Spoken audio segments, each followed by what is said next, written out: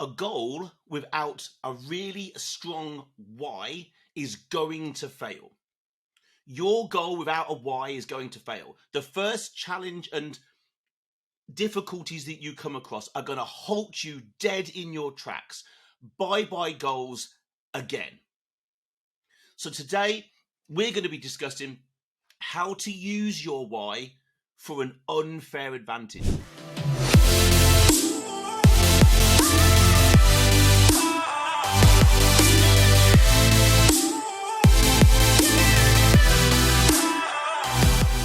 Hi, my name is Andy Naylor. I am founder and CEO of Naylor Body Design and host of the Optimal Alpha podcast. Welcome along. So, how to use your why for an unfair advantage. That's what we're going to be delving into today.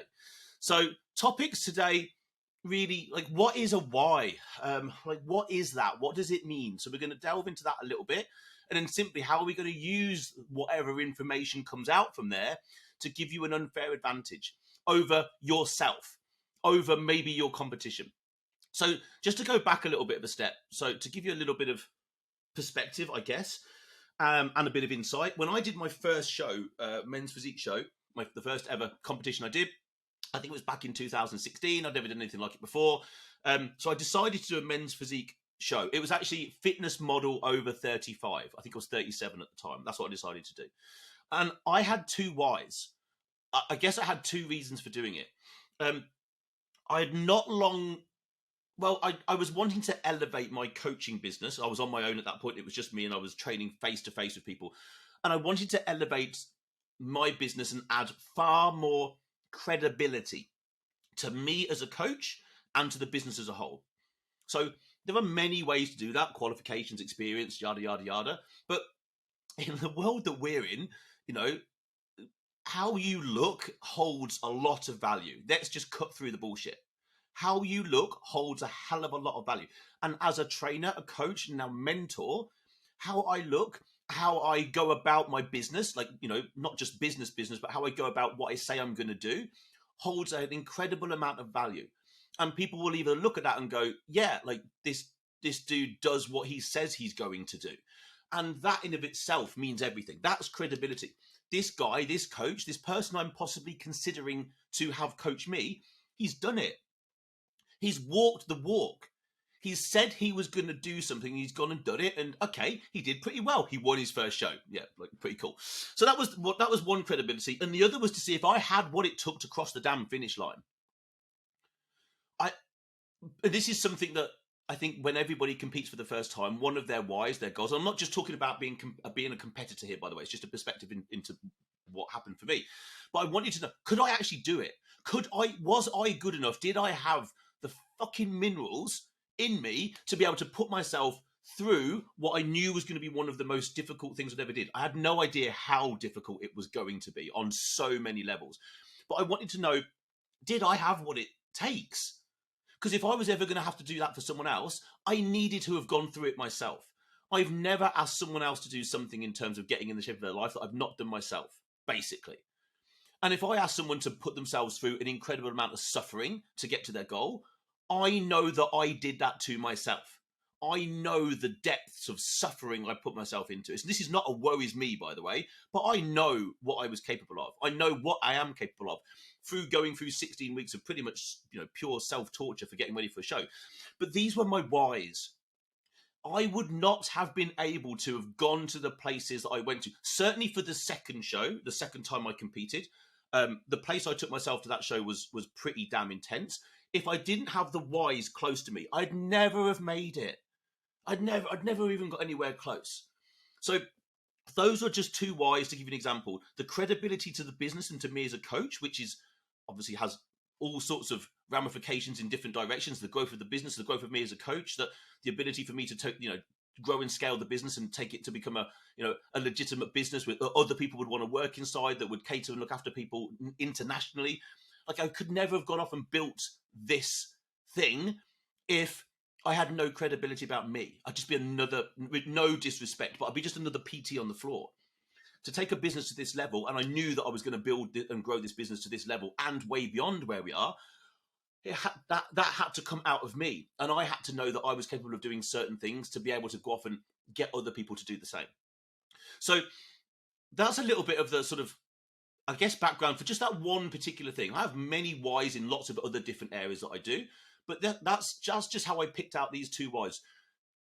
Add credibility, and did I have what it takes? Once I told, this is what I suppose what it really was. Once I told people I was doing it, I was in.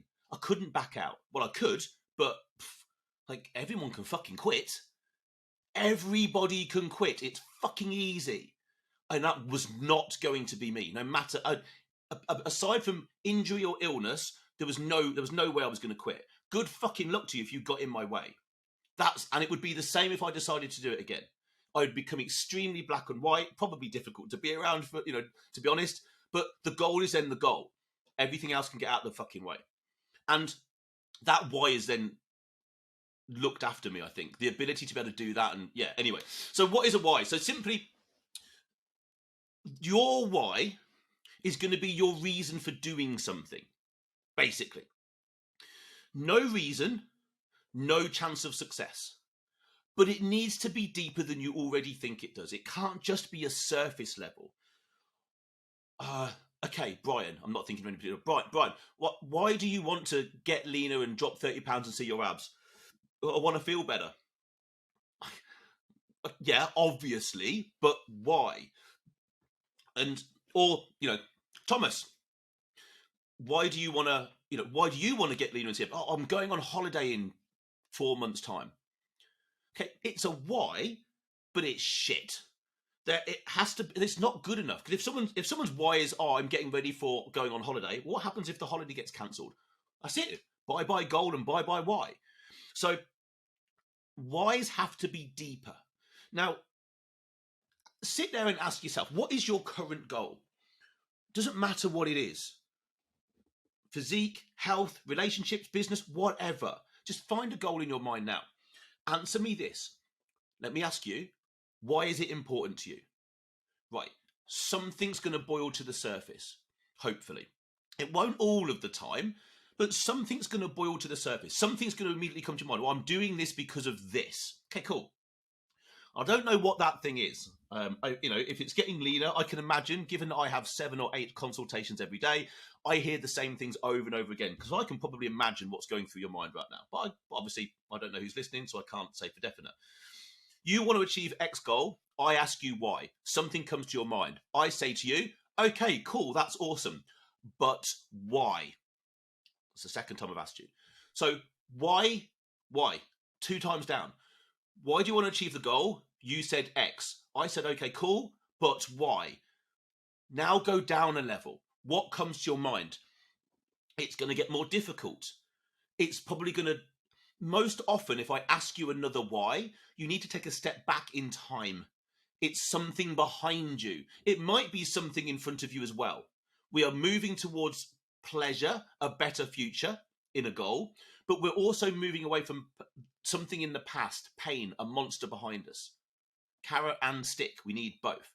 So I've asked you twice why. You should have had something a little bit more deeper now. Okay, cool, whatever that thing is, cool, but why? Go deeper. Let me give you an example. I need to lose 50 pounds, and I want to get in shape. Okay, cool. Why? Because I want to feel better. I want to finally achieve a goal and feel better. Okay, cool. That sounds awesome, but why? Well, I've never really been in the shape that I wanted to be, and I've always had to wear like XL clothes, and I've always got out of breath a little bit before I thought I should do, and I've never really maybe been as confident as I thought I should be. Now I'm 37, and okay, cool, that's all fucking awesome, but why? Now it gets difficult, doesn't it? Well, now normally someone will go back and go, well, do you know what? I was always overweight as a kid, and I spent a lot of time at school, really shying away from situations. When we had like swimming class, I'd try and get out of it because I just felt a little bit ashamed of my body, and I didn't really understand why I felt that way. And the kids used to pick on me, and I had to make an excuse why I didn't do the swimming class. And I never really sort of felt confident with the opposite sex, and I never really sort of asked anyone out, and I wouldn't go to school discos because of it, and I just felt really and I got picked on, and I actually got bullied a little bit for it, and I think that's not like, fuck me. Now we're starting to find something that has some actual weight behind it. And this is really common. I get something like this a lot, where if I push someone down into 3 or 4 Y levels, generally speaking, there's something in the background. And this is just one example of quite often someone who, say, has been overweight their whole life, who was overweight as a kid, is going to get... Now, I don't know what it's like now at school, but when I was at school, this sounds fucking awful, and I don't mean it to be rude, but there was always a fat kid in your class, right? I don't mean that to be disrespectful to anybody, but I'm 43. We're talking like back in late 80s, early 90s when I was at school. And, here in Britain, not many people were particularly overweight. I'm assuming that's changed a lot over all of the years. And whoever that fat kid was, or the super tall kid was, or the really skinny kid was, or whatever, they got fucking bullied. And if they did not stand up for themselves, they would have got it for the whole of their schooling. And now let me tell you, that will change somebody. That will change somebody. That will change the path of them for the rest of their life until they take fucking control of it. Until they let go of that bullshit story and the limiting beliefs they've built around it, which I've spoken about before, until they deal with that stuff face on, it's always going to be there. This is what a why looks like. If you cannot go down 3 or 4 levels and find something that means something to you, it will be painful, personal, emotional. Those are the things. Those are the whys. Those are the ones that, if you can find that, that is, as I'm about to explain to you, then becomes your unfair advantage. Why? Because most people don't do this work. Most people are slightly afraid. Well, most people maybe don't think about it on this way. They get asked the question, why is it important? And they say, because I want to look and feel better. Okay, cool. What a load of shit. Everybody wants to look and feel better. That's pathetic. Do more due diligence. Do more work. Get more behind yourself than just that. And the moment you do, you're immediately ahead of everybody else. Okay. Once you've done that work, go and do it. Seriously, go and do it. Maybe come back and tag me on whatever social media you might be connected to me on and show me your whys. I'll be very fucking proud if you do. 3 or 4 whys.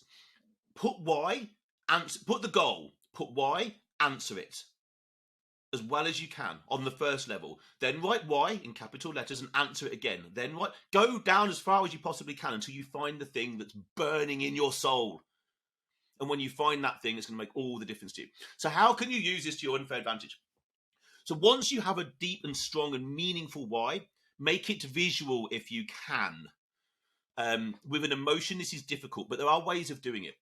Make it visual. Bring it to fucking life. Don't just leave it hiding in your head. Get it out into the real world so you can see it. So examples here are, make it your screensaver on your phone. Like if you can. So for example, like full disclaimer, in the back, for people on YouTube watching this, my screensaver to the back of my phone is currently a really lovely picture of Dubai Marina. Anybody who knows me knows that I'm spending a lot of time in Dubai. I've recently invested a lot of money into an apartment over there. We're looking to get another one to rent out. I'm going to be spending a reasonable amount of money, a reasonable amount of time over there because I enjoy it there. But my why is in front of me. It's on my phone. Like people on YouTube can see this picture.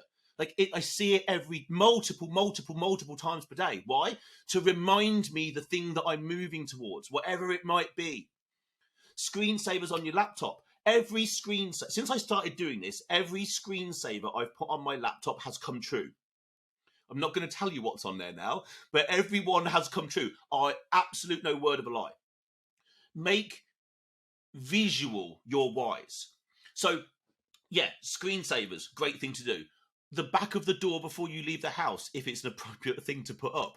So just before you leave the house to maybe go shopping or go to work or go to the gym, your why is staring at you. Here's what you visualize, you move towards. It's as simple as that. A good example of this is Martina Navratilova. Okay, random name. really, really good. I don't know what nationality she was. I want to say she was maybe Russian, but I don't know what she was. But she was a tennis player, female tennis player, very, very, very good. Now, I remember hearing stories about when she was on tour. Um, she would put hundreds of tennis balls. So think of an orange tennis ball, or sorry, yellow tennis ball. She would put tennis balls all around her apartments where she was staying.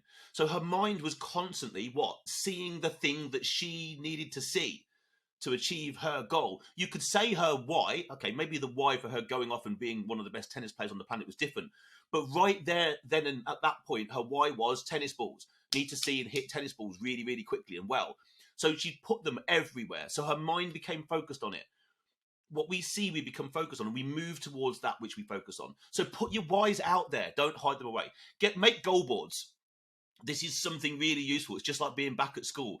Every year, I get a big A3, A2 piece of card, and I put 6 or 7 or 8 really big goals on there. Some are big goals, some are small goals, and I'll put the date, the year. So 2022 is obviously this current one, and around that, I will visualize and put my goals on there. Now, these are just individual goals, and there'll be whys attached to all of them. But you move towards the things that you focus on. So if you found your level 4 or 3 why, in fact, for each level of your why, you could probably find a visual representation. Some that others could see and they wouldn't know how deep it goes. Some that only you would be able to see because you know the true depth and emotion and pain of the thing that you're thinking about. So you need to be constantly focused on this why. It needs to be around you. It needs to be a part of you every single day. If you really want to achieve the goal, it nearly needs to bloody consume you in a positive way. And then take your why and break it down. Pull it apart. Start to understand which bits can you change and which bits do you need to just damn well accept. Because some of those things will become limiting stories. And some of those things you can change and some you can't. You can't go back in time and change things that happened. So your why, pulling it out now and using it to achieve a goal, you can't fix the why if it's in the past. You can't do that. But whatever the why is in the past, you getting bullied and being picked on at school because of something, you can't change that. But you will now have a bullshit story and limiting beliefs built around protecting yourself because of that. That's what you can undo. That's what you can change. So now it's not only the goal you're going to achieve. Think about this. It's the person you're going to become because of achieving the goal. Goals are great. Getting abs is fucking awesome. But it's the person you will become while going after the goal that's far more valuable to not only you, but the people around you. So if you become a more structured, disciplined individual because of going off and achieving abs and getting as lean as you possibly can, chances are that might motivate, not to use the word motivate, but inspire people around you. Now you're using your why for the greater good. Now there's an additional why, isn't there? You might have the why of getting over these problems that were in your past, and a future why of, well, if I can damn well solve this, I can teach my kids how to not end up overweight and end up getting bullied like I did. Now you've got the brighter future why in front of you, and you've got the painful why behind you. You now have your carrot and stick. And that is a great thing just to tag on to this as well. The why isn't just the pain behind you.